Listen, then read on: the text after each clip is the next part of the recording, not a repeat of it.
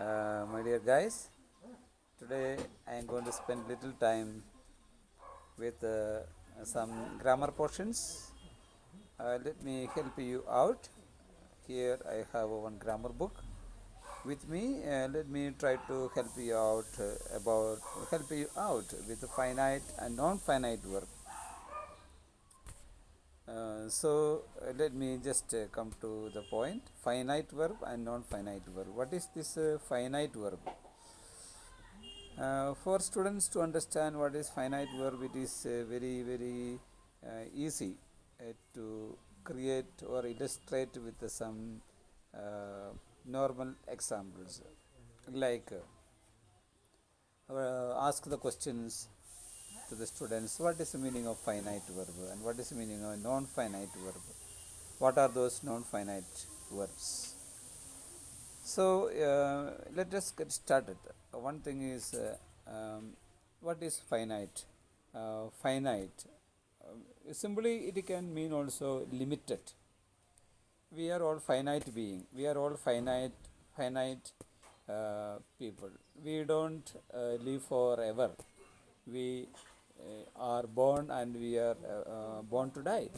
So on this earth we are not remaining all through our life. So when it means going to die, it means we are all finite.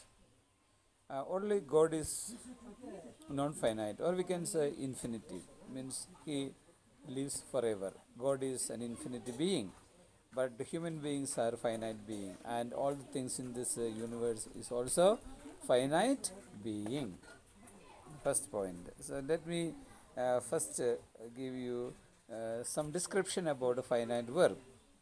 This of class 7 grammar text. If you look at this, you will find what is meaning of finite verb. Finite verbs are those that change their form according to the number and person of the subject of the sentence. They have present, past and future forms. So finite verb takes a subject and a verb. It has a subject and object. So finite. So finite verb necessarily requires a subject. So when we think about subject, we have first person singular and plural, second person singular and plural, third person singular and plural. So here finite verb can also change according to their number and person. Persons you understood already: first person, second person, third person, number, whether it is in singular number or in a plural number. So teaching grammar is also very interesting. It is almost like maths. So here we have some examples like I am planning to visit my grandparents this summer. Sarah and Kumar play the synthesizer. Fatima spoke in German when she met her German colleagues. So here finite verb indicates the tense of the verb.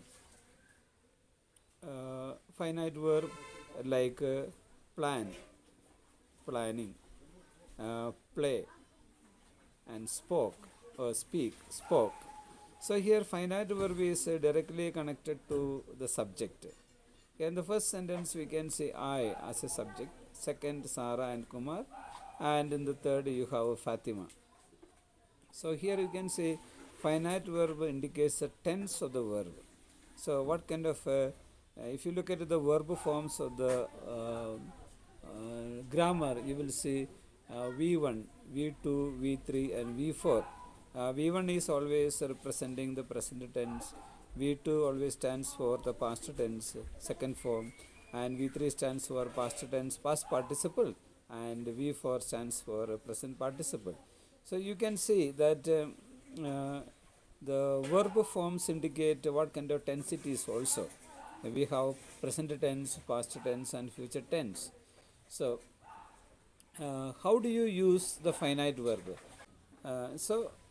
They must agree with the subject and can be in the active or passive voice.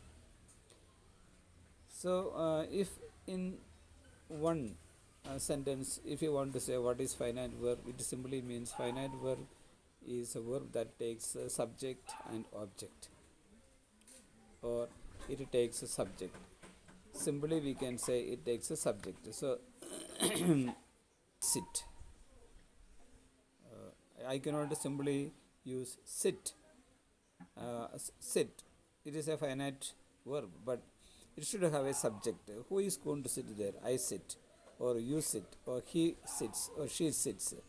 So finite verb always takes a subject. One of the most important things that a student will have to remember, that finite verb takes the subject. Now let us go to the second one, non-finite verb. So non-finite verbs are those verbs that are not going to take the subject, but it is used in the sentence, or it is interpolated in a sentence. For example, you have different kinds of non-finite verb. One is infinitive. Second one is gerund. Third one is participle. So if when we look at a non-finite verb, you can see that one is infinitive. What is this infinitive? Infinitive verb is formed with a preposition to plus finite verb. Then it will become automatically an infinitive verb, which means from the word itself we can understand that it can be used in any place, any number of time. But finite verb we cannot use any number of time. It has got number and person. So the difference between finite verb and non-finite verb will be that we can't use the finite verb everywhere. We have to use it with the subject and in number. And the finite verb will describe the tense which we are using. Whereas a non-finite verb, that is infinitive, which is known as a to plus finite verb, that means to find, it can be used anywhere in any part of a sentence. And the second one is gerund.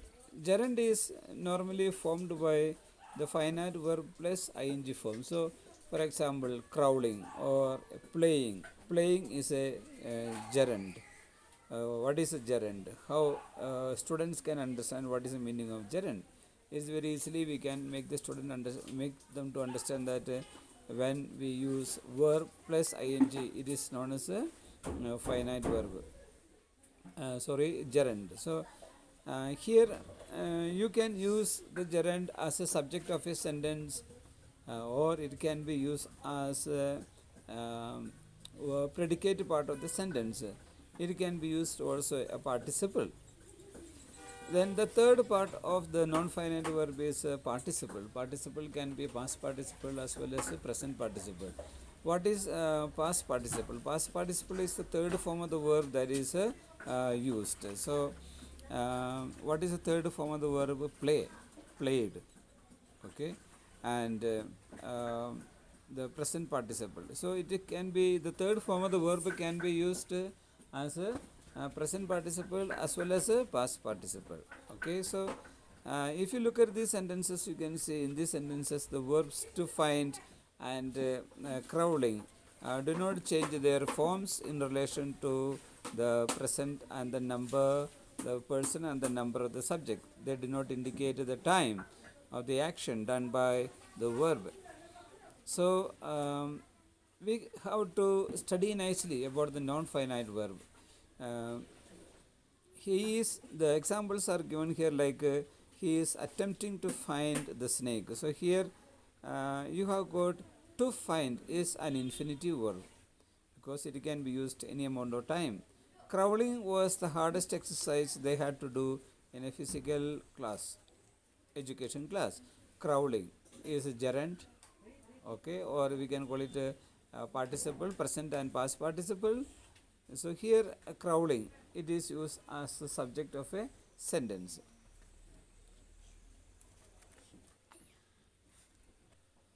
Let me make it a little more clear about the types of non-finite verb. Look at this simple table that is given here. The types of non-finite verbs, like the infinitive, as I said, the participle and the gerund. See the infinitive, to plus verb. That means 2 plus verb or 2 plus a finite verb. So if you take any examples, clean, to clean, that is an infinitive. Participle, it can be present participle or past participle. Look at the present participle. Present participle is formed from verb plus ing, that means a crying child. Verb plus ed or en dtn, that is a past participle. So you can say why it is, what is the difference between past participle and present participle. And the third one is the gerund. Gerund is referring to verb plus ing form. I like camping in the woods. So what do you like? Camping. Camping is actually used as a the um, objective part of the sentence.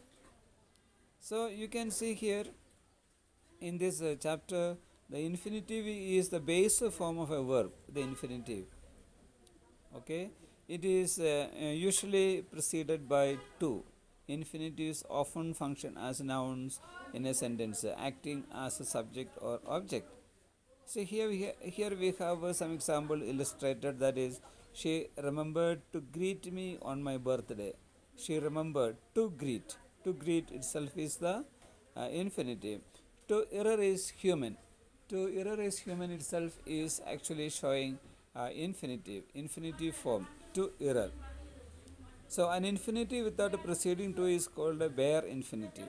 That means there is no uh, infinitive. So students should be able to differentiate between infinitive and bare infinitive. Some students may think, or some teachers may think, they are one and the same. They are not one and the same. They need to be different. What is the difference here?